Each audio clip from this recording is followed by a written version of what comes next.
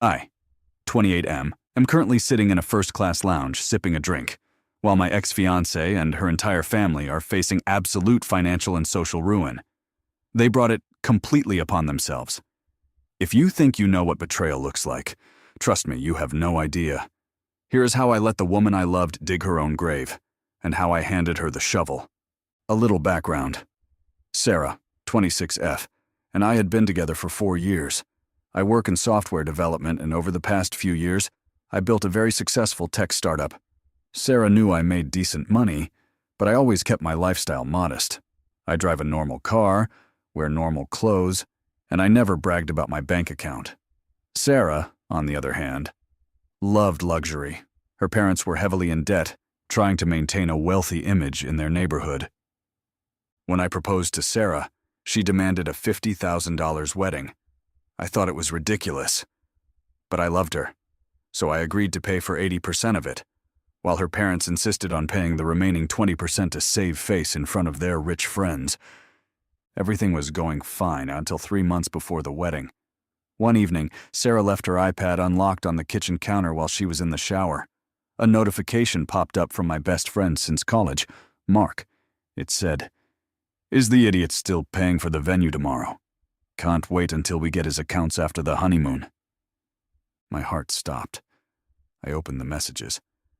What I read made me physically sick. For the last year, Sarah and Mark had been sleeping together, but that wasn't the worst part. They had a massive, detailed plan. Sarah was going to marry me, wait exactly 1 year, and then file for a highly publicized divorce, claiming emotional abuse. Because we live in a state where assets are divided 50-50ths, she planned to take half of my startup, drain my personal accounts, and run away to Europe with Mark. Her parents were completely in on it too. They were texting her, encouraging her to squeeze every penny out of me to pay off their massive secret debts. Most guys would confront her right there, scream and kick her out. But I didn't. I calmly closed the iPad, walked into the living room, and smiled when she came out of the shower. If they wanted to play a game with my life, I was going to change the rules. The next day, I met with my lawyers. I quietly transferred the ownership of my startup and all my major assets into an ironclad blind trust controlled by my holding company. On paper, my net worth dropped to almost zero. Then I went to the wedding planner. Remember how I was supposed to pay for 80% of the $50,000 wedding? I quietly pulled my credit cards off file. I told the vendors that my future father-in-law had insisted on paying for the entire wedding as a surprise, and gave them his credit card information that I had from a previous booking. Since his credit limit was huge, the charges went through perfectly over the next few weeks. For 3 months, I played the perfect, loving fiancé. I smiled at dinner with her parents.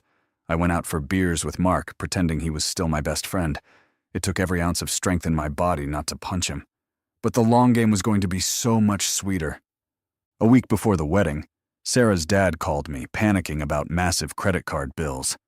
I played dumb, saying it must be a bank error, and assured him I would sort it out after the honeymoon.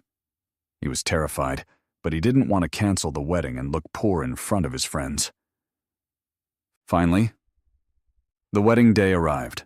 200 guests, beautiful flowers, a breathtaking venue. I stood at the altar, and Mark was right next to me as my best man. Sarah walked down the aisle looking stunning. She reached the altar, smiling at me. The priest started his speech. When it was time for the vows, the room was dead silent. I took the microphone.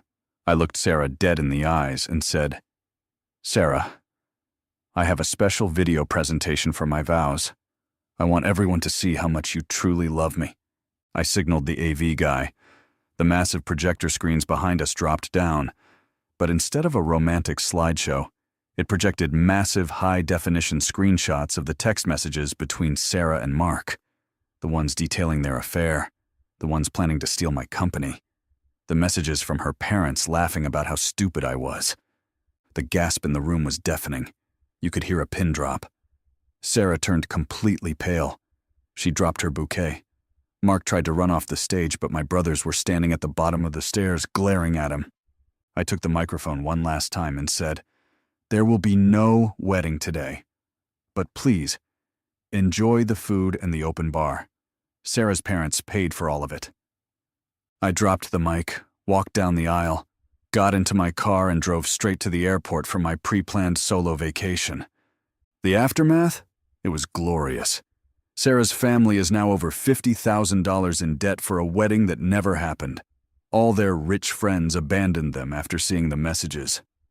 Mark was fired from his job because I anonymously sent the screenshots to his HR department. And Sarah? She tried to sue me for emotional distress, but my lawyers laughed her out of the room. Sometimes the best revenge isn't getting angry. It's letting people destroy themselves. What would you have done in my situation? Let me know in the comments. Don't forget to like and subscribe for more insane stories.